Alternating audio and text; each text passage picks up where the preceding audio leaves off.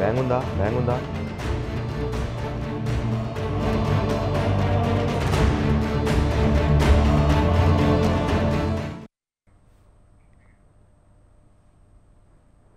నమస్తే, నేను Naresh. Welcome to స్వతంత్ర బిగ్ టాక్. తెలంగాణలో ఈసారి డబల్ డిజిట్ సీట్లు టార్గెట్గా పెట్టుకున్న బీజేపీ అందుకు తగ్గట్లే వ్యూహాలు రచిస్తోంది. ఆపరేషన్ లోటస్ పేరుతో ఇప్పటికే అనేక మంది నాయకులను పార్టీలో చేర్చుకున్న కమలనాథులు కాంగ్రెస్ బీఆర్ఎస్ పార్టీలో ఉన్న పాపులర్ నేతల కోసం ఎదురు చూస్తున్నారు.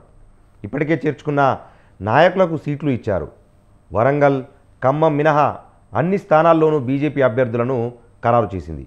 అయితే ఇక్కడే వారికి ఇబ్బందులు ఎదురవుతున్నాయి. బయట నుంచి వచ్చిన నాయకులతో స్థానిక నేతలకు మధ్య సఖ్యత కుదరటం లేదు.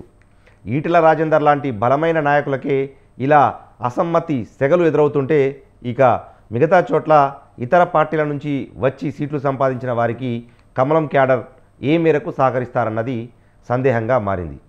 మరోవైపు ఈ పరిస్థితిని క్యాష్ చేసుకునేందుకు కాంగ్రెస్ పార్టీ పావులు కదుపుతోంది. ఇంతకీ ఎన్నికల్లో బీజేపీ అధిష్టానం పాచికలు పారతాయా? అన్ని అవాంతరాలను అధిగమించి డబల్ డిజిట్ సాధిస్తారా? లోకల్ అసంతృప్తులను ఎలా ఎదుర్కొంటారు? దీనిపైనే ఇవాల్టి బిగ్ టాక్లో చర్చిద్దాం.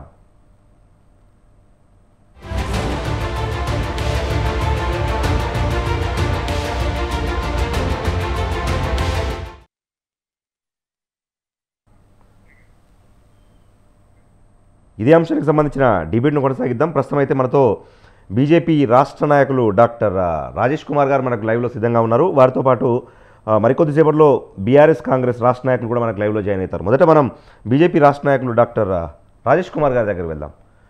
రాజేష్ కుమార్ గారు నమస్తే అండి.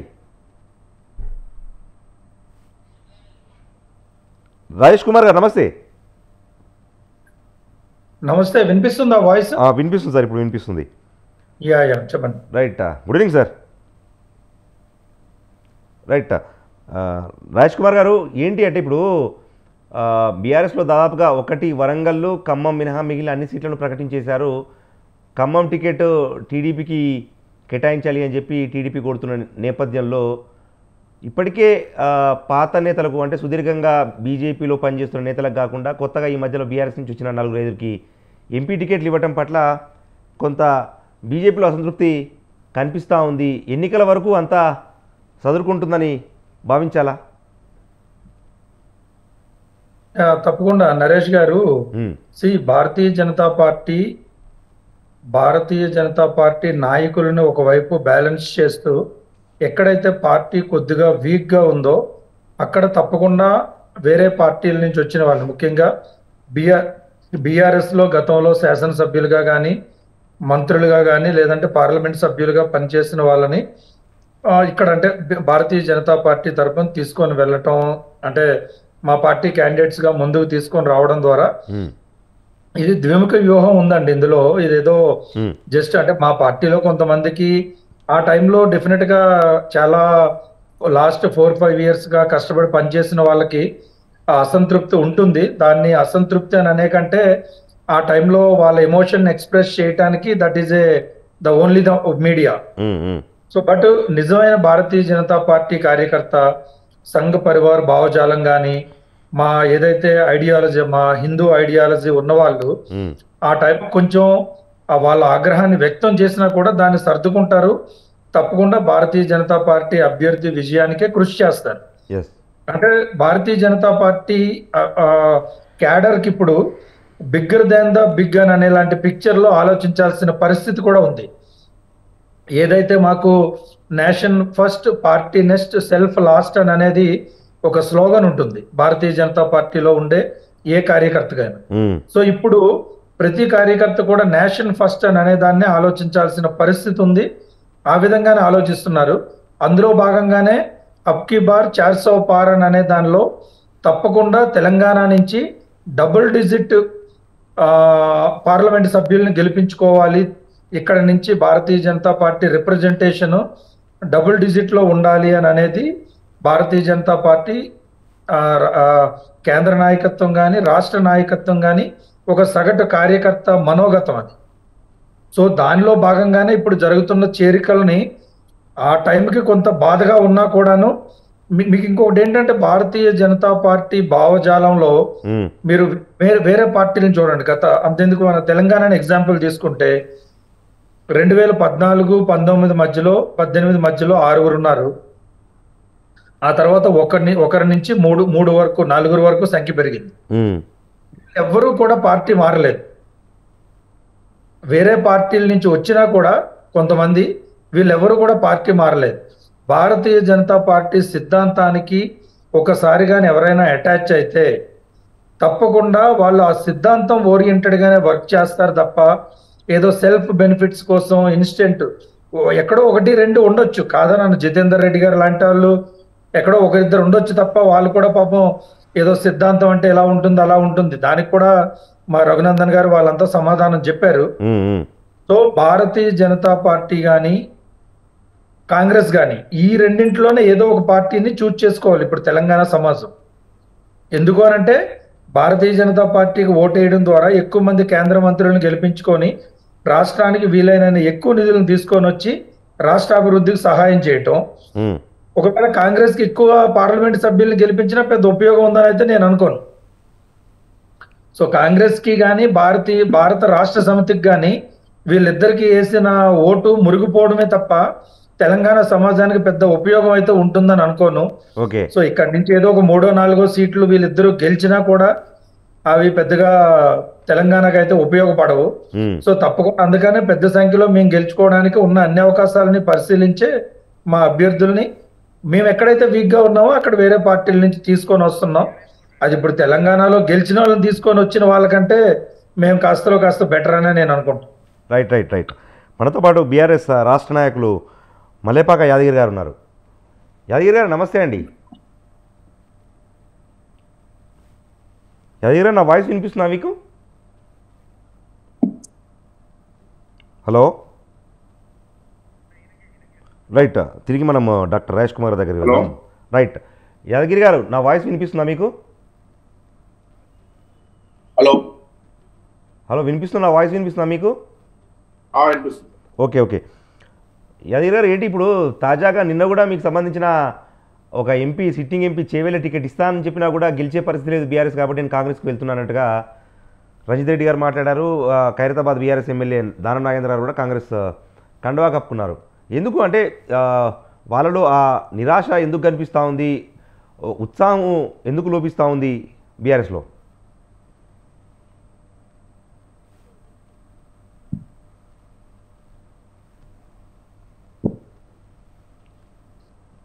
సార్ మరొకసారి చెప్పండి. రైట్, అంటే ఇప్పుడు వరుసగా కొంతమంది బీజేపీకి వెళ్ళారు, తాజాగా మరొక sitting MP Ranjith Reddy, MLA Danam Nagender, ఇటువంటి వాళ్ళందరూ కూడా కాంగ్రెస్ వైపు వెళ్తున్నారు. కాంగ్రెస్ నుంచి ఎంపీలుగా పోటీ చేయాలని చెప్పి ప్రయత్నిస్తున్న నేపథ్యంలో బీఆర్ఎస్ ఎమ్మెల్యేలు, ఎంపీలు కాంగ్రెస్, దాని తర్వాత బీజేపీ వైపు వెళ్తున్న దిశలో అసలు ఏం జరుగుతుంది బీఆర్ఎస్ పార్టీలో? ఇంత పెద్ద ఎత్తున నాయకులు ఫిరాయిస్తూ ఉంటే ఈ లోక్సభ ఎన్నికల్లో బీఆర్ఎస్ ఎంత మేర ప్రభావం చూపిస్తుందంటే ఏం చెప్తారు? నాకైతే క్లియర్ గా సౌండ్ వస్తలేదు. రైట్ రైట్, మీరు వెయిట్ చేయండి, నేను మళ్ళీ వస్తాను మీ దగ్గరికి ఒకసారి. మనతో పాటు నగేష్ గారు జాయిన్ అయ్యారు, కాంగ్రెస్ రాష్ట్ర నాయకులు. నగేష్ గారు నమస్తే అండి.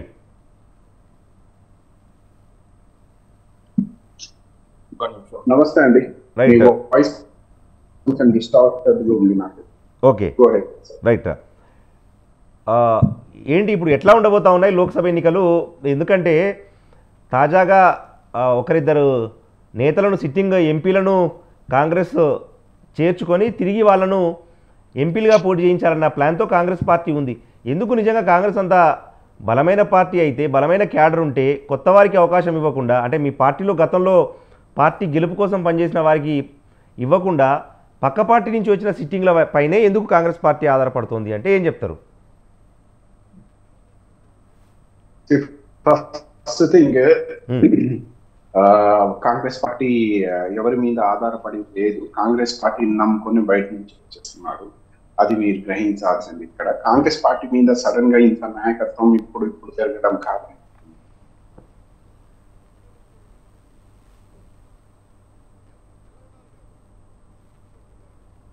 మీద అదొక ఫ్యాక్ట్ అయితే నాయకత్వం అనేది ఇంకోటి ఫ్యాక్టర్ ఇక్కడ. ఏబుల్ లీడర్షిప్, స్ట్రాంగ్ లీడర్షిప్ తెలంగాణలో అది రేవంత్ అన్న గారి రైట్. ఇప్పుడు ఉన్న క్యాబినెట్ మినిస్టర్ ఏదైతే మా కాంగ్రెస్ పార్టీ ఉందో ప్రజా సంక్షేమం కోసం పోరాడుతూ అంటే హానెస్ట్లీ ప్రూవ్ చేసుకుంటుంది. 100 years లో ఇచ్చిన ప్రామిసెస్ నిలబెట్టుకుంటూ పోతుంది.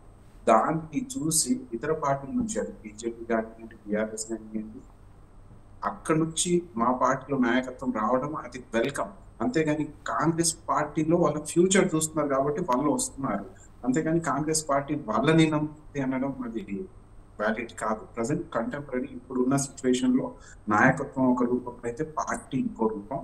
పార్టీ గెలిచింది, స్టేట్ లో అధికారంలో ఉంది, ఏబుల్ లీడర్షిప్ ఉంది. ముందు 5 కాదు 10 years వీళ్ళే ఉంటారు, కాంగ్రెస్ వాళ్ళే ఉంటారు అన్న నమ్మకంతో బీఆర్ఎస్ నుంచి లీడర్స్ రావడం, బీజేపీ నుంచి లీడర్స్ రావడం జరుగుతుంది.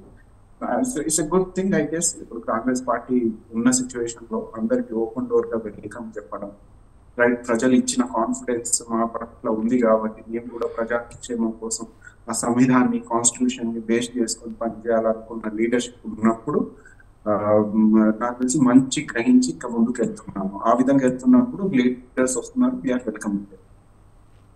రైట్. ఇప్పుడు అదే సమయంలో నగేష్ గారు, బీజేపీ చెప్తున్నది ఏంటంటే కాంగ్రెస్ పార్టీ 10 ఎంపీలు గెలిచినా ఉపయోగం లేదు, కేంద్రంలో బీజేపీ అధికారంలో ఉంది కాబట్టి ఎక్కువ సంఖ్యలో బీజేపీ ఎంపీలను గెలిపిస్తే తెలంగాణకు లాభం జరుగుతుంది, అదనంగా నిధులు వస్తాయి, తెలంగాణ ప్రజలకు ఉపయోగకరంగా ఉంటుంది అన్న ఒక ఆర్గ్యుమెంట్ను బీజేపీ తెర మీదకి తీసుకొస్తూ ఉంది. ఎందుకంటే మూడోసారి కూడా కేంద్రంలో బీజేపీ అధికారంలోకి రాబోతుంది అన్నది ప్రధాన నమ్మకం బీజేపీ వాళ్ళకి. ఏమంటారు?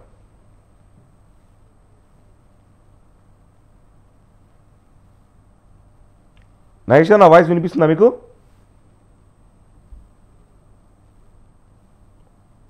యాదగిరి గారు నమస్తే. నమస్తే.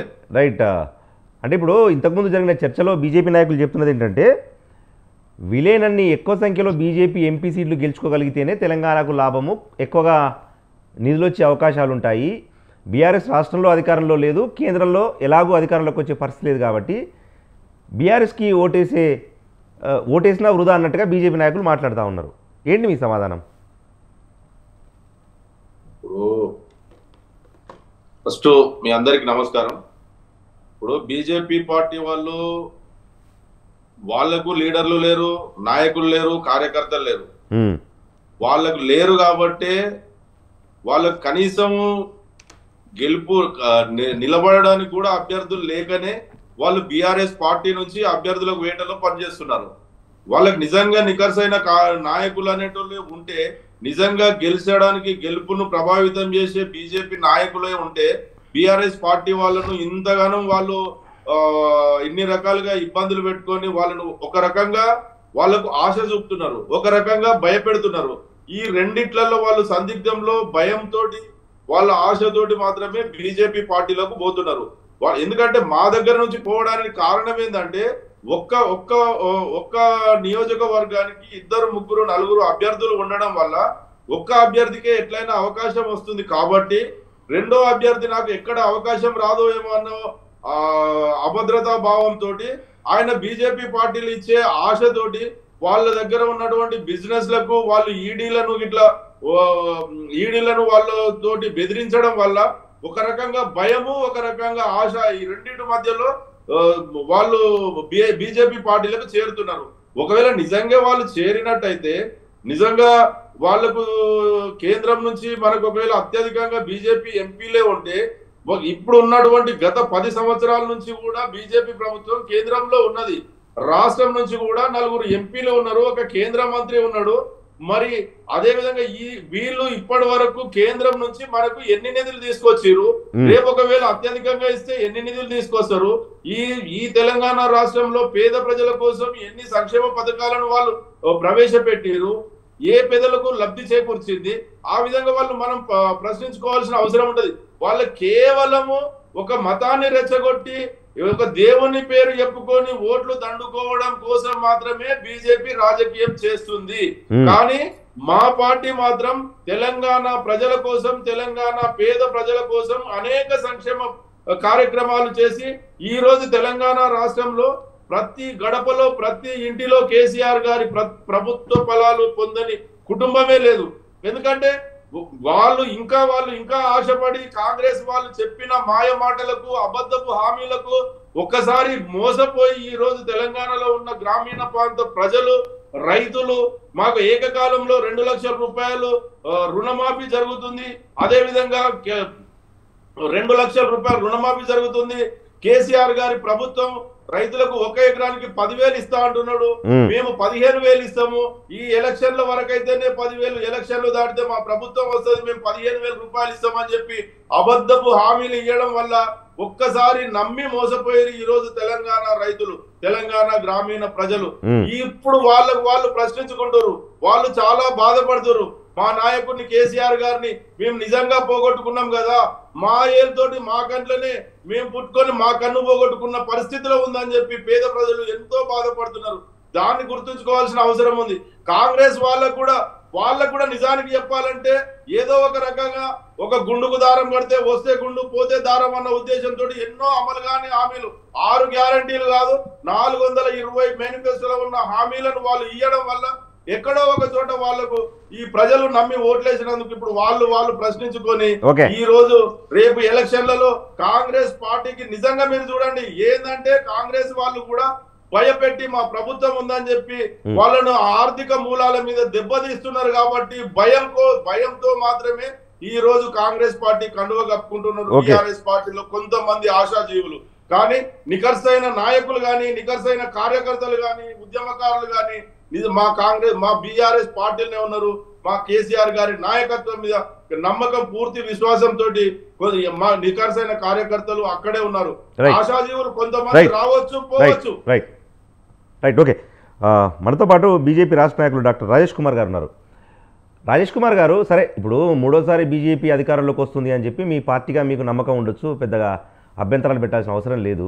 కానీ ఒకవేళ బీజేపీ అధికారంలోకి వచ్చినా కూడా తెలంగాణ హక్కులను సాధించుకునేందుకు కానీ లేకపోతే తెలంగాణ రాష్ట్ర ప్రభుత్వం తరఫున కేంద్రంలో ఫైట్ చేయడానికి కానీ కాంగ్రెస్ ఎంపీలు ఉంటే తెలంగాణకు బాగుంటుంది తప్ప బీజేపీ ఎంపీలు ఉంటే ఇప్పుడు 300 మంది ఎంపీల్లో తెలంగాణ ఒక 10 మంది ఎంపీలు అవుతారు, సొంత పార్టీని ప్రశ్నించరు, తెలంగాణకు రావాల్సిన నిధులు తేలేరు అన్న ఒక వాదన కూడా వినిపిస్తూ ఉంది. ఏమంటారు దానికి? నరేష్ గారు చెప్పండి. ఇంకో విషయం అంటే ఏదో చెప్పమనండి. ఎవరండి? 3 నెలల నుంచి కేంద్ర ప్రభుత్వము రాష్ట్రాలకు నిధులను కేటాయిస్తుంది. 3 నెలల నుంచి ఇప్పటి వరకు కూడా ఎన్ని నిధులు కేటాయిందో తెలంగాణ రాష్ట్రానికి అసలు నిధులు కేటాయిస్తలేదు. ఉత్తరప్రదేశ్ కు గుజరాత్ కు మాత్రమే అత్యధిక నిధులు కేటాయిస్తుంది. మరి ఈ రోజు మనకు తెలంగాణ రాష్ట్రం నుంచి ఉన్నటువంటి 4 ఎంపీలు కేంద్ర మంత్రి మరి ఎందుకు ఎన్ని నిధులు తీసుకొస్తున్నారు, ఎందుకు ప్రశ్నించలేకపోతారో ఒకసారి ప్రశ్నించుకోవాలి. Right, okay, please doctor Rajesh Kumar గారు కంటిన్యూ అండి. నరేష్ గారు, ఏదో అంటారు చింత చచ్చినా పులుపు చావలేదని అన్నట్టుంది వీళ్ళకి, ఈ బిఆర్ఎస్ వాళ్ళకి. భారతదేశంలో మన ఫెడరల్ సిస్టమ్ లో నరేంద్ర మోడీయే కాదు ఏ నాయకుడైనా ఉండనివ్వండి, అక్కడ ఉన్నది జనాభా ప్రాతిపదికన ఆ రాష్ట్రానికి ఏ భాగం అయితే రావాల్సింది ఉందో దామాషా పద్ధతిలో దాన్ని 100% ఇవ్వాల్సిందే. అక్కడ నరేంద్ర మోడీ గారు ఉంటారా, యోగి ఆదిత్యనాథ్ ఉంటారా, లేకపోతే అమిత్ షా ఉంటారా, గతంలో వాజ్పేయి ఉన్నారా, ఆ మధ్యలో మన్మోహన్ సింగ్ ఉన్నా కూడా ఇదైతే ఎవరు మార్చడానికి ఉండదు. కానీ ఈ బిఆర్ఎస్ వాళ్ళకి ఏంటంటే మోడీ అని ఈడీ అని ఏవో విపరీతమైన మాటలు మాట్లాడి ఈ రోజు ఆ ఈడీ చుట్టూ కాళ్ళు అరిగేలా తిరుగుతున్న పరిస్థితిని తెచ్చుకొని బిఆర్ఎస్ గతంలో సంపాదించిన డబ్బంతాను వీళ్ళు ఇసుక మీద సంపాదించారు, ఫార్మా కంపెనీస్ లూట్ చేసి సంపాదించారు, ఇన్ఫ్రా కంపెనీలు అన్నింటినీ కూడాను లూట్ చేసి సంపాదించారు. ఇరిగేషన్ ప్రాజెక్టు కాళేశ్వరం ఒక ఉదాహరణ, ఏదైతే మేడిగడ్డ కుంగిందో దానికి వీళ్ళందరూ అంటే వీళ్ళు చేసిన పాపాలన్నింటినీ ఈ రోజు ఏదో ఒకటి భారతీయ జనతా పార్టీ ఏమిచ్చింది అని అడుగుతున్నారు. ప్రజలకి కిసాన్ సమ్మాన్ నిధి ఇచ్చింది, ఆయుష్మాన్ భవా ఇచ్చింది. ఈ రోజు మీరు చూడండి హైవే ఎంత ఫాస్టెస్ట్ హైవేస్ మనం డెవలప్ చేస్తున్నామో ఆ హైవేస్ అన్నింటినీ భారతీయ జనతా పార్టీ ఇచ్చింది. ఏదైతే RRR రైల్వే రీజనల్ రింగ్ రోడ్డును మనం డెవలప్ చేస్తున్నామో దాన్ని భారతీయ జనతా పార్టీ ఇచ్చింది. ఏదైతే వ్యాగన్ ఫ్యాక్టరీ కాచిగూడలో ఇచ్చిందో అది భారతీయ జనతా పార్టీ ఇచ్చింది. పసుపు బోర్డుని నిజామాబాద్ లో ఇచ్చిందో అది భారతీయ జనతా పార్టీ ఇచ్చింది. ఏమి ఇచ్చింది ఇంకేమి ఇవ్వాలి? ఓకే అంటే వీళ్ళలాగా ఎంతసేపు అవసరం లేని వాళ్ళకు కూడాను రైతు బంధు ఇవ్వాలా? వీళ్ళు ఎవరైతే సన్న చిన్నకారు రైతులు ఉన్నారో, ఎవరైతే పంట పండించే వాళ్ళు ఉన్నారో వాళ్ళకి ఇవ్వలేదు. 20 ఎకరాలు 30 ఎకరాలు 50 ఎకరాలు ఉన్న జమీందారులకి వాళ్ళందరికి ఇచ్చారు. అంటే అది ప్రాపర్ అడ్మినిస్ట్రేషన్. ఎవరైతే రియల్లీ ఎలిజిబుల్ పీపుల్ ఉన్నారో, కరెక్ట్ బెనిఫిషియరీస్ ఉన్నారో వాళ్ళకి ఇస్తే భారతీయ జనతా పార్టీ అన్యాయం చేస్తున్నాడు. ఇంకొకటి ఏదో అడుగుతా ఉన్నారు మన యాదగిరి గారు, వీళ్ళ దగ్గర నాయకులు లేక వీళ్ళు తీసుకుంటున్నారు వాళ్ళు తీసుకుంటున్నారు అని. మరి నిన్న దానవ నాగేంద్ర వాళ్ళ పార్టీలోకి వెళ్ళిపోతే వీళ్ళందరూ ఎందుకెళ్ళి ఏదో పాపం చేసినట్టు మాట్లాడుతూ ఉన్నారు?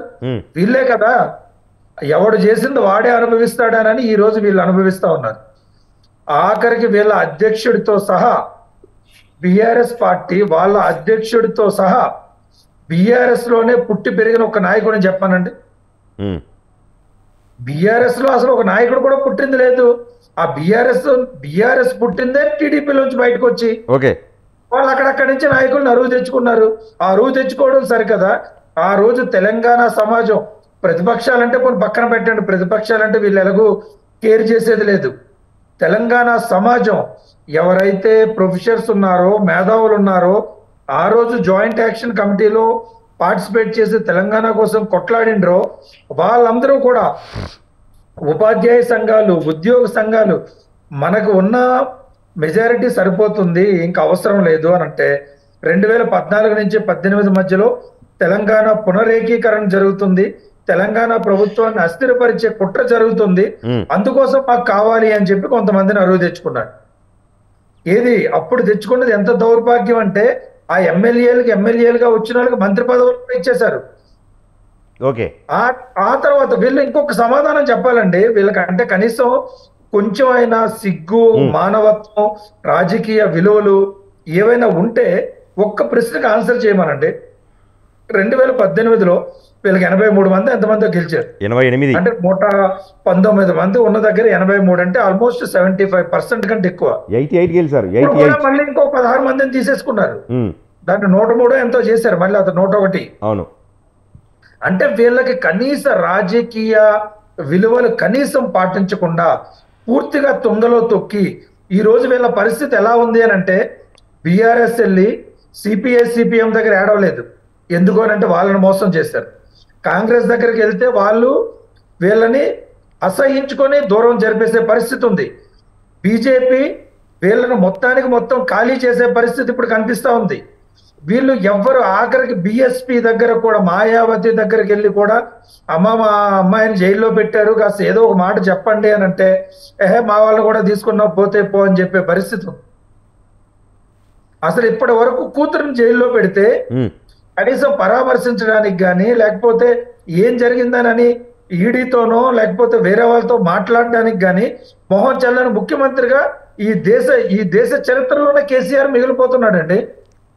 కనీసం కేటీఆర్ అయినా సిగ్గు అవన్నీ వదిలేసైనా ఈడీ వాళ్ళతో కాస్త మాట్లాడడానికి ప్రయత్నించాడు, లేదంటే ఎంతో కొంత వాళ్ళతో వాగ్యుద్ధం చేయడానికైనా ప్రయత్నించాడు. ఎందుకనంటే కనీసం ధైర్యంగా మోడీనప్పుడు విమర్శించాడు కనుక.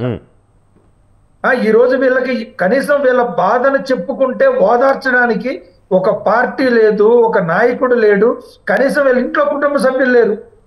అటువంటి దయనీయ పరిస్థితికి బీఆర్ఎస్ చేరుకొని వీళ్ళు ఇంకా తిరిగి కాంగ్రెస్ వాళ్ళ మీద, బీజేపీ వాళ్ళ మీద, నేను ఎందుకు మాట్లాడుతున్నా అంటే కాంగ్రెస్ అయినా బీజేపీ అయినా ఈ రోజు వీళ్ళిద్దరు మాత్రమే లోక్సభ ఎన్నికల్లో ముఖాముఖి తలపడుతుంది.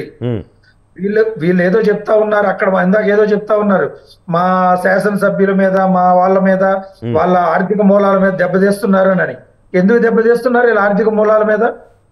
యాదగిరి గారికి ఉన్న ఆస్తి గురించి ఇప్పటిదాకా కేంద్ర ప్రభుత్వం కానీ రాష్ట్ర ప్రభుత్వం కానీ ఏమైనా ప్రశ్నించిందా? ఒకవేళ యాదగిరి గారికి స్కూల్ కానీ కాలేజీలు కానీ యూనివర్సిటీస్ ఉంటే అక్కడికి వచ్చి ఏమైనా పడగొట్టడం చేశారా? లేకపోతే వీళ్ళ కుటుంబ సభ్యులు ఏమైనా అసాంఘిక కార్యకలాపాలు చేస్తే వాళ్ళని ఎవరినైనా జైల్లో పెట్టారా? ఏం చేయలేదు కదా. ఎవరైతే చేశారో వాళ్ళే ఈ రోజు అనుభవిస్తున్నారు.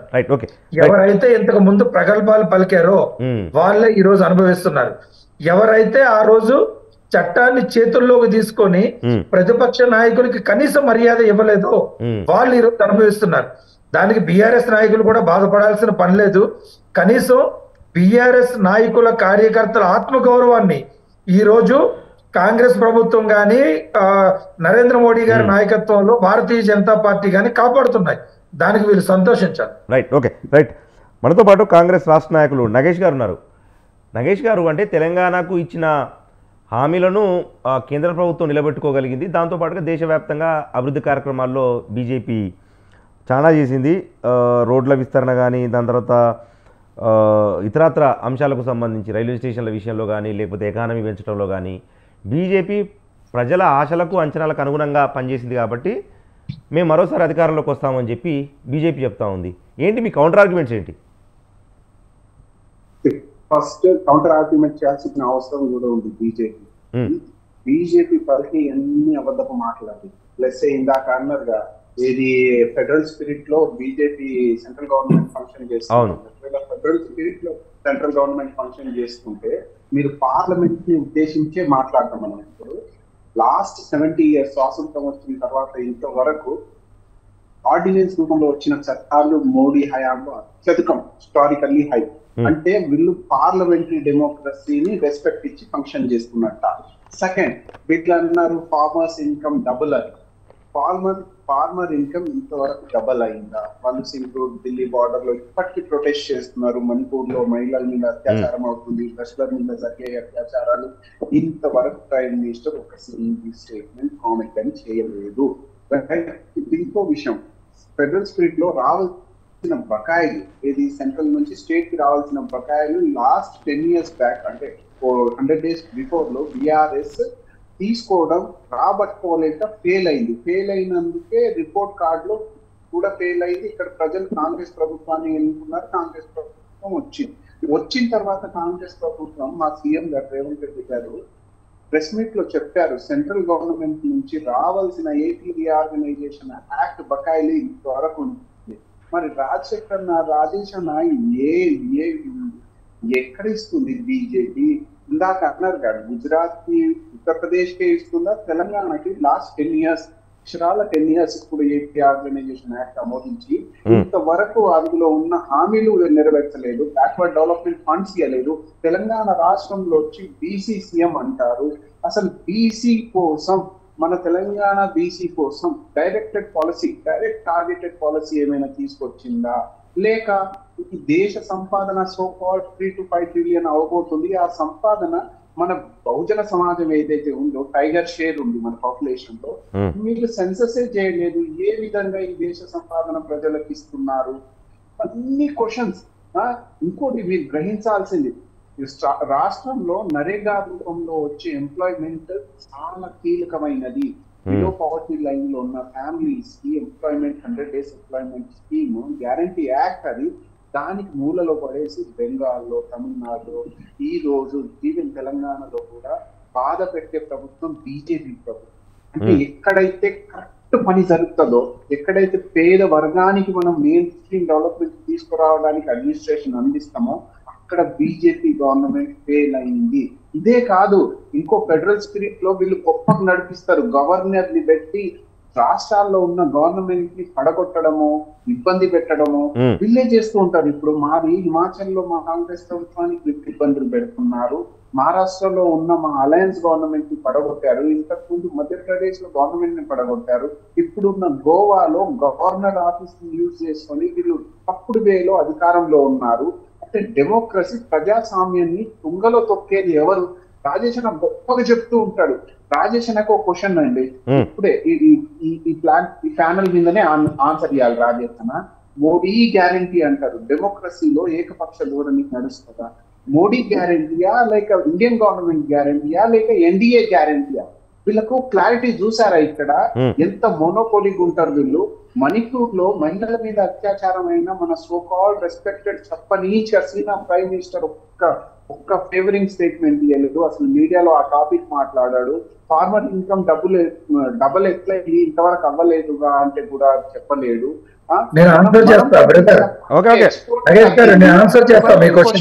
మోడీ పరిపాలన డాలర్ అనేది రాజేష్ అన్న రాజేష్ అన్న ఇంకో క్వశ్చన్, ఏది డాలర్ రూపం, డాలర్ వాల్యూ ఎంత తెలుసా? ఇండియన్ కరెన్సీ అప్రాక్సిమేట్లీ 100 రూపీస్ ఉంది. అంటే ఇంటర్నేషనల్ మార్కెట్ లో మీకు ఇవ్వలేకుండా పోయింది. గవర్నమెంట్స్ లో మీకు సక్సెస్ ఎట్లా అయినా అంటే మోడీ హైతో ముంకినాయి అని ఎట్లా అంటారన్నా? ఇంకోటి, మీరు వికసిత్ భారత్ విశ్వగురు అని గొప్పగా అంటున్నారన్నా, దాని పాలసీ ఏంది? ఏ విధంగా వికసిత్ భారత్ అవ్వబోతున్నాం 2047 లో? మీరు తీసుకున్న నరేష్ గారు నేను ఆన్సర్ చేస్తాను. ఒక్క నిమిషం సార్. ఇది మెజారిటీ ప్రజానికానికి హిందూయిజం అన్న పేరుతో మోసం చేసి అబద్ధాలు చెప్పి ఈ రోజు అధికారంలో ఉన్నారు. మీరు 400 పారా 420 దాటారా మీరు మోడీ గారు? అది చెప్పాలన్నా మీరు. ఈ రోజు కాంగ్రెస్ పార్టీ సత్య అహింస సర్వోదయ కాంటెక్స్ లోనే మాట్లాడుతుంది. చూడండి, మీరు ఇవన్నీ గ్రహించాల్సిన విషయం. తెలంగాణ ప్రజానికం అబ్జర్వ్ చేస్తున్నారు. ఇన్ఫాక్ట్ నార్త్ ఇండియా కౌబెల్ట్ కూడా మీకు గుణపాఠం చెప్తుంది BJP. Right, okay, right sir. BRS కంటారా సచ్చిన పావంకి రైట్, ఓకే, ఓకే. మనతో పాటు బీఆర్ఎస్ రాష్ట్ర నాయకులు మల్లెపాక యాదగిరి గారు ఉన్నారు. యాదగిరి గారు, రైట్. ఇప్పుడు గతంలో కూడా ఇప్పుడు మీ నాయకులు ఇతర పార్టీలోకి పోయేసరికి మీరు పెద్ద పెద్ద ఆరోపణలు చేస్తూ ఉన్నారు, ఆవేదన వ్యక్తం చేస్తూ ఉన్నారు. కానీ 10 సంవత్సరాల బీఆర్ఎస్ ప్రభుత్వంలో జరిగింది ఇదే కదా, అటువంటి బీఆర్ఎస్కు అడిగే హక్కు లేదు అని బీజేపీ కాంగ్రెస్ నేతలు చెప్తా ఉన్నారు. ఏమంటారు మరి? సరే, ఇప్పుడు గతంలో మా పార్టీలోకి వచ్చారు అని అంటే అప్పుడు కొత్తగా ఏర్పడిన రాష్ట్రం కాబట్టి తెలంగాణ రాష్ట్రం 60 ఏళ్ల కళ సాధించుకొని కొత్తగా ఏర్పడిన రాష్ట్రానికి రాజకీయ పునరేకీట శక్తులు అన్ని కలిసి తెలంగాణ పునర్నిర్మాణం చేసుకొని బంగారు తెలంగాణ నిర్మించుకోవడం కోసం సమూలంగా మనం అందరం కలిసికట్టుగా పార్టీలకు అతీతంగా కేసీఆర్ గారి నాయకత్వంలో ఈ రోజు ఈ తెలంగాణ రాష్ట్రం అయితే స్వర్ణంగా యుగంగా తయారైతుందన్న ఉద్దేశంతో కేసీఆర్ గారి నాయకత్వం మీద నమ్మకంతో టిఆర్ఎస్ పార్టీలకు ఆ రోజు మిగతా పార్టీల నుంచి వచ్చారు. ఈ రోజు మరి వాళ్లకు ఏం కనబడుతుంది? ఇక్కడ వచ్చిర్రు, చాలా మంది నాయకులు ఉన్నారు వాస్తవానికి. ఇప్పుడు మరి బీజేపీ పార్టీలోకి ఎందుకు వెళ్తున్నారు? కాంగ్రెస్ పార్టీలో నిజంగా వాళ్లకు నాయకులే ఉంటే వాళ్ళు ఈ రోజు ఇక్కడ ప్రతి వాళ్ళు ఇప్పుడు దానం నాగేందర్ను తీసుకోవాల్సిన అవసరం ఏముంది? చెవేల నుంచి పట్నం మహేందర్ రెడ్డి గారిని తీసుకోవాల్సిన అవసరం ఏముంది? బొంతు రామ్మోహన్ గారిని తీసుకోవాల్సిన అవసరం ఏముంది? వాళ్ళు ఎక్కడ చూసినా ఈ రోజు ఇప్పుడు లేటెస్ట్ న్యూస్ బీజేపీ నుంచి కూడా ఈ రోజు కంటోన్మెంట్ నుంచి మొన్న అభ్యర్థిగా పోటీ చేసిన శ్రీ గణేష్ గారిని కూడా కాంగ్రెస్ వాళ్ళు ఈ రోజు కండువా కప్పారు. నిన్నగాక మొన్న మన జితేందర్ రెడ్డి గారిని టికెట్ ఇవ్వలేదని చెప్పి జితేందర్ రెడ్డి గారు కూడా కాంగ్రెస్ కండువా కప్పుకున్నారు. ఏ పార్టీలనైనా రాజకీయ అవసరాల కోసం వాళ్ళు రాజకీయంగా ఒకవేళ వాళ్ళు ఓపిక లేకుండా వేరే పార్టీలకు పోతుండొచ్చు. దాంట్లో మనకు నిజమైన నాయకులు, నిజమైన కార్యకర్తలు బలంగా మా నాయకుల మీద నమ్మకంతో మా దగ్గరనే ఉన్నారు. ఏ రోజు కూడా ఫెయిల్ అయిందని మీ లీడర్స్ ని ఆపుకోలేకపోయింది. ఏమైంది? మీరు ఒప్పుకుంటున్నారా? బీఆర్ఎస్ లీడర్షిప్ ఫెయిల్ అయింది, మీ లీడర్ ని ఆపుకోలేకపోతుంది. ఆపుకోలేకపోతుందని మేమెందుకు ఫెయిల్ అవుతాం? మీకు దిక్కు లేకుండా మా బీఆర్ఎస్ పార్టీ నుంచి తీసుకుంటారు కదా. నాయకునికి నమ్మకం లేదు అంటే ఇప్పుడు యాదగిరి గారు అంటే ఒక ప్రశ్న లేదో అని చెప్పి ఉద్దేశం చేసి మీ కాంగ్రెస్ పార్టీలో ఉన్న పాత సీనియర్ నాయకులు ఎక్కడ నా సీటు కింద ఎసరు పెడతారో అన్న అభద్రతా భావంతో పక్క పార్టీల నుంచి తెచ్చుకుంటే ఇట్లా మళ్ళీ వాళ్ళు నా పక్కనే ఉంటారు. ఈ సీనియర్లు కోమటిరెడ్డి వెంకటరెడ్డి గాని అదే విధంగా ఉత్తమ్ కుమార్ రెడ్డి రేపు నేను సీఎం అవుతా అని చెప్పి వీళ్ళు ఒక వర్గాన్ని తయారు చేసుకొని వీళ్ళకి ఎట్లయినా నల్గొండలో ఖమ్మంలో బలంగా ఉంది కాంగ్రెస్ పార్టీ, వీళ్ళంతా ఒక వర్గం తయారైతే రేపు పొద్దున నా సీట్ ఎక్కడ జారిపోతుంది అన్న ఉద్దేశంతో బీఆర్ఎస్ పార్టీలో ఉన్న నాయకులను వాళ్ళు అక్కడి నుంచి లాక్కోవడం కోసం ప్రయత్నం చేస్తున్నారు. ఇన్సెక్యూరిటీ మాకెందుకు ఉంటుందన్నా? మెజారిటీ ఉన్నప్పుడు చెప్తున్నా మీరు అదే ఇప్పుడు మీ లీడర్షిప్ ఫెయిల్ అయింది, మీ లీడర్షిప్ ఉంటే కాన్ఫిడెన్స్ లేదని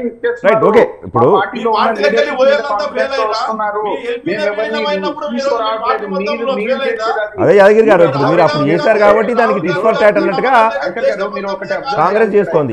ఒక్క నిమిషం యాదగిరి గారు, ఒక్క నిమిషం యాదగిరి గారు, ఒక్క నిమిషం.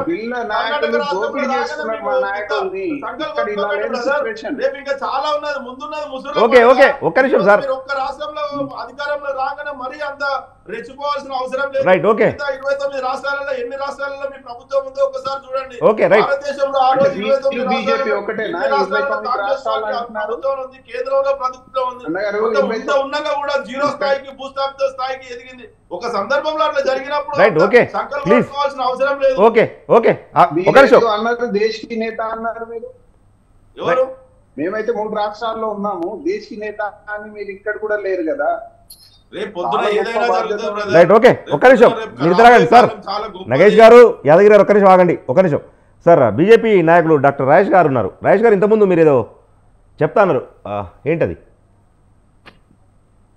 ఇప్పుడు అంటే మన బిఆర్ఎస్ నాయకులు చేసింది సేమ్ అదే. మళ్ళీ ఇంతకు ముందు ఏం చెప్పామో దానికోసం పెద్దగా డిస్కస్ చేయాల్సిన అవసరం అయితే నేను ఉందని అనుకోవట్లేదు. నేను నగేష్ గారికి సమాధానం చెప్తాను. మోడీ గారి గ్యారంటీ అంటే ఏంటి అని అడిగారు. ఏదైతే డిసెంబర్ 4వ తారీఖున ఎలక్షన్స్ అయిన డిసెంబర్ లో అధికారంలోకి వచ్చిన కాంగ్రెస్ పార్టీ, మేము అధికారంలోకి వచ్చిన వెంటనే ప్రతి ఒక్కరికి, ప్రతి మహిళకి 2500 ఇస్తామనని ఏదైతే ఇవ్వలేదో అది కాంగ్రెస్ గ్యారంటీ. వెంటనే 500 సిలిండర్ ఇస్తామని ఇవ్వలేదో ఇప్పుడు 100 రోజుల తర్వాత అని చెప్పి రీసెంట్ గా మొదలు పెట్టారు, అది కాంగ్రెస్ గ్యారంటీ. ఏదైతే మేము ప్రతి ఒక్కరికి వచ్చే నెల నుంచి మీకు 4000 పెన్షన్ వస్తుందని చెప్పారో అది కాంగ్రెస్ గ్యారంటీ. దానికి ఇప్పటిదాకా దిక్కులేదు. కానీ అయోధ్య రామాలయం నిర్మిస్తామని అన్నాం, నిర్మించాం, అది మోడీ గ్యారంటీ. ఆర్టికల్ 370 చేస్తామని చెప్పాం, చేసి చూపించాం, అది మోడీ గ్యారంటీ.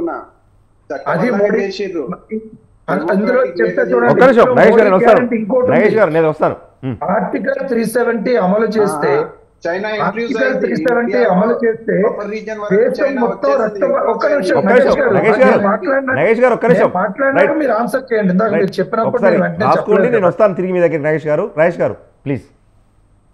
సో ఏదైతే ఆర్టికల్ 370 అమలు చేస్తే భారతదేశంలో రక్తపాతం జరుగుతుంది, ప్రజలంతా వీధుల్లోకి వచ్చి రక్తపాతాన్ని చవి చూస్తారు అని చెప్పారో, ఒక్క రక్తపు బొట్టు కూడా చిందించకుండా ఆర్టికల్ 370ని అమలు చేసి జమ్మూ కాశ్మీర్ ని ఈ రోజు పర్యాటకుల స్వర్గధామం చేశారే, అది మోడీ కా గ్యారంటీ. ఏదైతే రామాలయాన్ని ప్రభుత్వం నుంచి ఒక్క రూపాయి కూడా ఖర్చు లేకుండా, ఏదైతే రామాలయాన్ని ప్రభుత్వం నుంచి ఒక్క రూపాయి కూడా ఖర్చు లేకుండా, రామాలయం జడ్జిమెంట్ వచ్చినప్పటి నుంచి నిర్మాణం వరకు ఎటువంటి రక్తపాతం లేకుండా ఈ దేశాన్ని ఏదైతే భవ్యమైన రామాలయాన్ని నిర్మించారో అది మోడీ కా గ్యారంటీ. గత 10 ఏళ్లలో మీరు ఎక్కడైనా చూడండి, దేశంలో 4 కోణాలు, బంగాళాఖాతం నుంచి అరేబియా వరకు కానీ, హిమాలయాల నుంచి హిందూ మహాసముద్రం వరకు కానీ, ఒక్క సీమాంతర ఉగ్రవాదం కానీ, ఒక్క బాంబు దాడి కానీ, ఒక్క రాకెట్ లాంచర్ కానీ, గోకుల్ చాట్ కానీ, లుంబిని పార్కులు కానీ ఏమీ జరగకుండా చేశాడో అది మోడీ కా గ్యారంటీ. మోడీ అధికారంలోకి వచ్చేటప్పటికి 20వ స్థానంలో ఉన్న ఎకానమీని ఈ రోజు 5వ స్థానంలోకి తీసుకొని వచ్చాడే, అది మోడీ కా గ్యారంటీ. ఏదైతే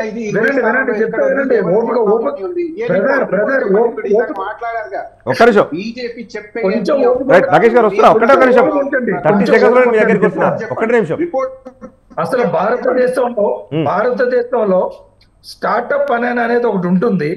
ఆ స్టార్టప్ సక్సెస్ అయ్యి లక్షల కోట్ల పరిశ్రమగా అభివృద్ధి చెందుతుంది అని అనే విషయం తెలియని కాంగ్రెస్ కి అటువంటి స్టార్టప్ నగేష్ గారు ఒక్క నిమిషం ప్లీజ్. ఇప్పుడు రాజేష్ కుమార్ గారు, స్టార్టప్లు అనేటివి దేశంలో 2014 తర్వాత బీజేపీ వచ్చినాకనే వచ్చాయా? సారీ మిమ్మల్ని ఇంటరప్ట్ చేస్తున్నా. మీరు అంటున్నారు స్టార్టప్ అంటున్నారు, ఓకే. ఎకనామిక్ 20 నుంచి 3rd కి వెళ్ళింది అంటున్నారు, ఓకే. ఏ రిపోర్ట్ లో ఉంది ఇది? ఇలాగే అబద్ధాలు చెప్పుకుంటూ వెళ్తారా? ఇప్పుడు నేను అంటాను ఇన్స్టిట్యూషనల్ ఎంక్రోచ్మెంట్, డెమోక్రటిక్ వాల్యూ తగ్గినాయి అని గుటన్బర్గ్ రిపోర్ట్ అంటుంది. నేను రిపోర్ట్ కోట్ చేస్తున్నాను. యునైటెడ్ నేషన్ పాపులేషన్ రిపోర్ట్ ఏమంటదంటే, population of the India is number 1 in the world. మీరు విశ్వగురు ఎందులో, వికసిత్ భారత్ ఎందులో అంటున్నారు. సెన్సస్ చేయకుండా మీకు ఈ 5 ట్రిలియన్ ఎకనామీని ఎలా పంచుతున్నారు లాస్ట్ 12-13 years నుంచి? అది చెప్పండి మీరు. This are the fact what I am quoting you. Economic affairs లో ఉంటాయి, ఫైనాన్సిక్స్ లో ఉంటాయి. మీరు చెప్పండి రిపోర్టు. మోడీ గారు 20 నుంచి 5 తీసుకొచ్చారంటే ఏ రిపోర్ట్ అది?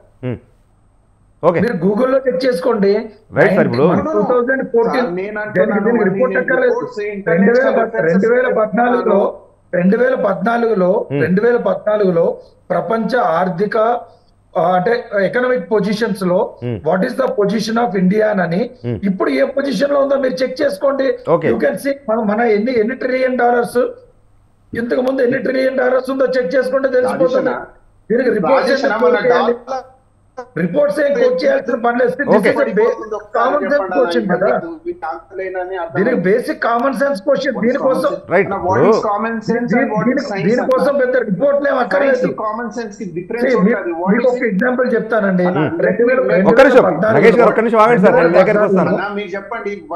2014లో భారతదేశ ప్రజల సగటు ఆదాయం 190 రూపాయలు ఉంది.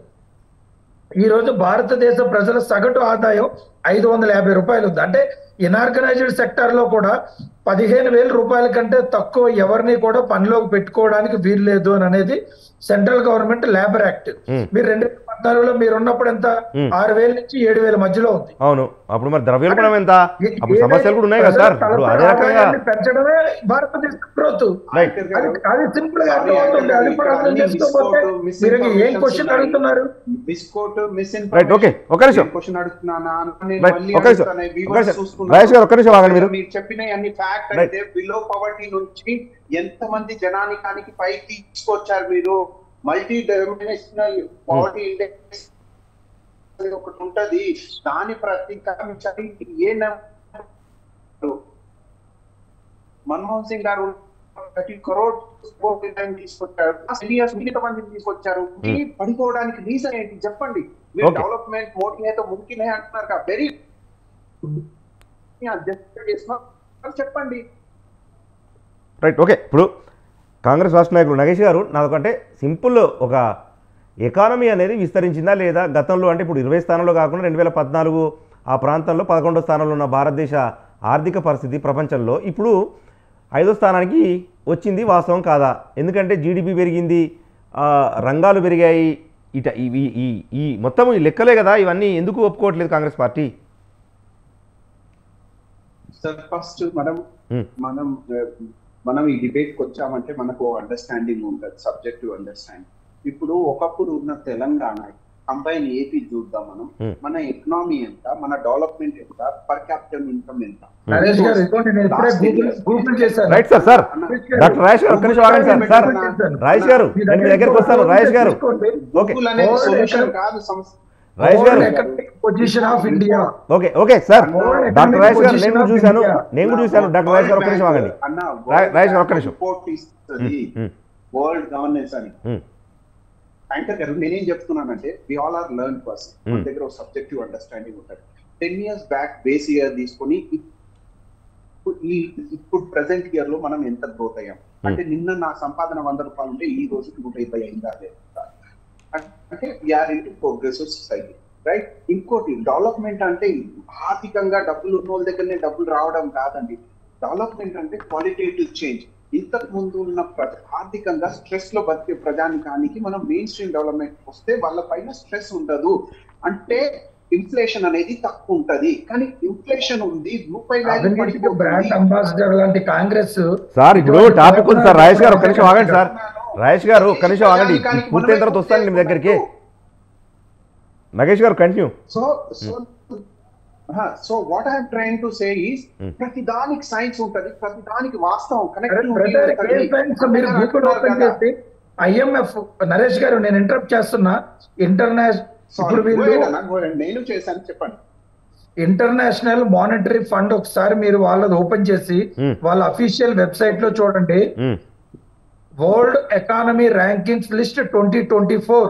మీరు ఎవరైనా, నేను ఇప్పుడు మాట్లాడుతుండగా కూడా గూగుల్ చేసి చూడండి. అందులో ఇండియా పొజిషన్ 5 లో ఉంది. దాన్ని 2014 లో ఏ పొజిషన్ లో ఉందో చెక్ చేయండి. దీనికి రిపోర్ట్లు ఇవ్వండి, అవి ఇవ్వండి. కాంగ్రెస్ ఏమైనా భారతీయ జనతా పార్టీని సర్టిఫై చేస్తుందా? ఏదో ఒకటి మాట్లాడాలి.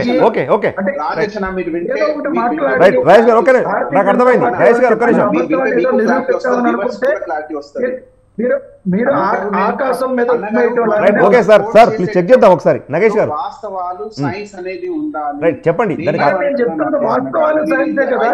ఇంటర్నేషనల్ IMF అనేది ఏమి వాస్తవం కాదు కదా. రైట్, మీరు తప్పు కోట్ చేస్తున్నారు అన్నగారు. మీరు వినే ఓపిక పెట్టుకోండి.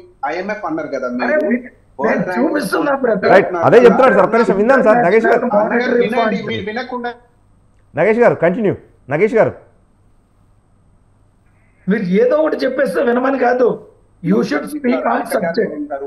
అన్న I'll definitely speak on subject అన్నగారు. Take out all my debates. I'll only focus on the technical thing and what is logically correct. International monetary fund okay okay okay right. IMF లెక్కలే అందరం agree చేస్తా ఉన్నాము. దానికి సంబంధించి నగేష్ గారు ఏం చెప్తారో విందాం. అది IMF లెక్కలని అందరూ అంగీకరిస్తా ఉన్నారు. చెప్పండి నగేష్ గారు.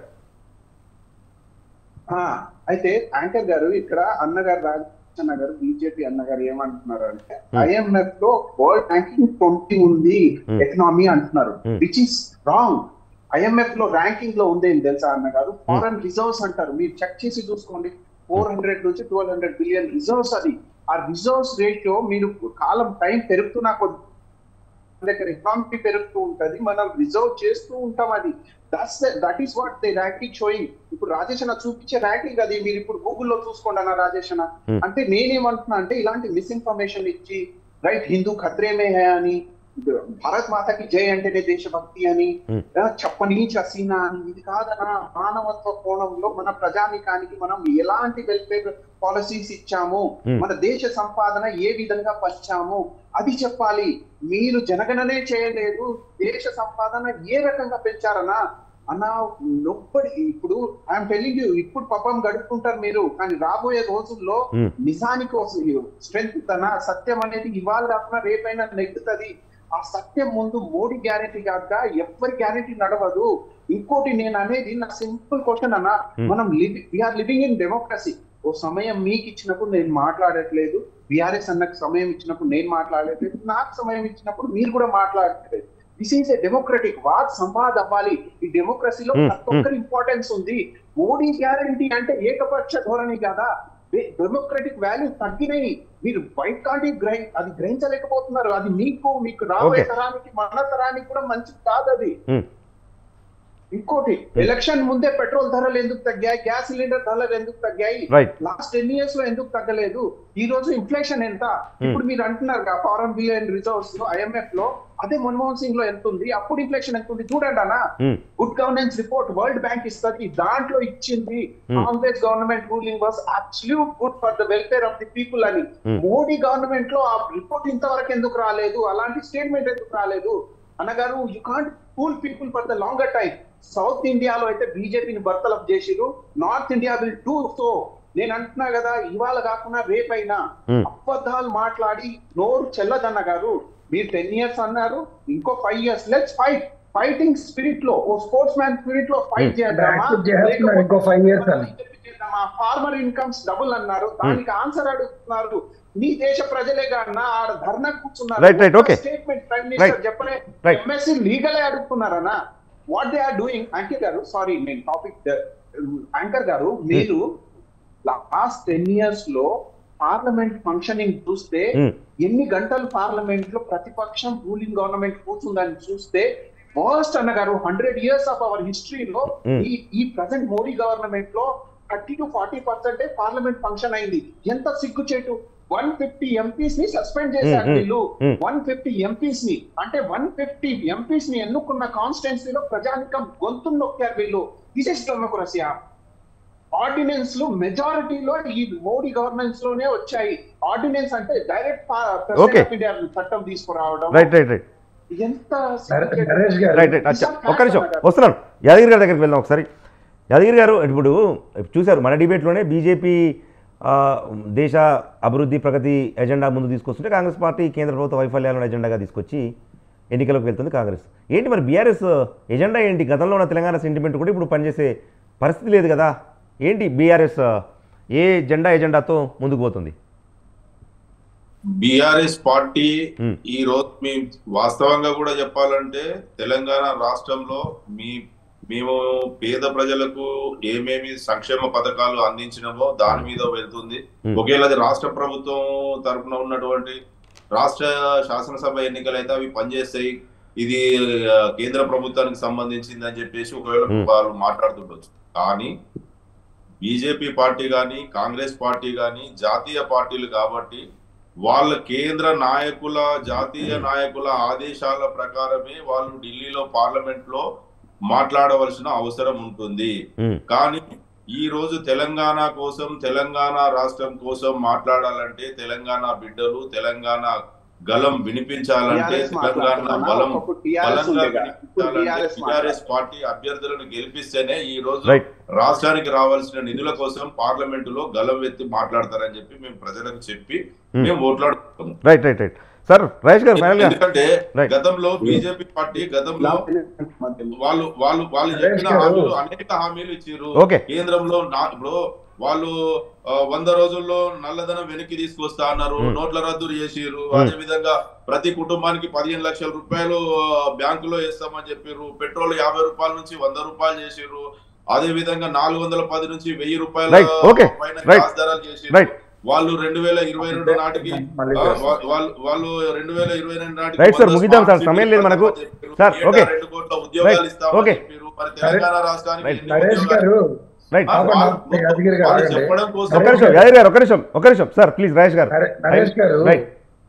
నరేష్ గారు ఈ డిబేట్ లో నేను 2 విషయాలు చెప్పదలుచుకున్నాను. ఏదైతే మిత్రుడు నగేష్ డెమోక్రసీ గురించి, పార్లమెంటరీ ప్రజాస్వామ్యం గురించి, పార్లమెంటులో పద్ధతుల గురించి చెప్తున్నాడు. ఈ దేశానికి ఎమర్జెన్సీని పరిచయం చేసిన కాంగ్రెస్ పార్టీ రైట్ అనుభవించింది సార్, మళ్ళా అనుభవించింది అయిపోయింది ఇప్పుడు. దెయ్యాలు వేదాలు పలికినట్టు. నెక్స్ట్ అదే విధంగా బీఆర్ఎస్ పార్టీ వాళ్ళు నాయకులు వలసలు, ఎమ్మెల్యేలు పార్టీలు మారడం, మంత్రులు అవ్వటం, లేదా వాళ్ళు ఇక్కడికి రావటం, ఈ జంపింగ్ జపాంగులను గాని వాళ్ళు క్వశ్చన్ చేస్తే కోతులు కూడా నవ్వుతాయి. Right okay right right right okay right please no more counter arguments. సమయం లేదు, సమయం మించిపోతా ఉంది సార్. కంక్లూడ్ చేద్దాం, ముగిద్దాము. ఇది వాళ్ళ right okay please right sir wind up చేద్దాం, ఇంకా సమయం మనకు మించిపోతా ఉంది.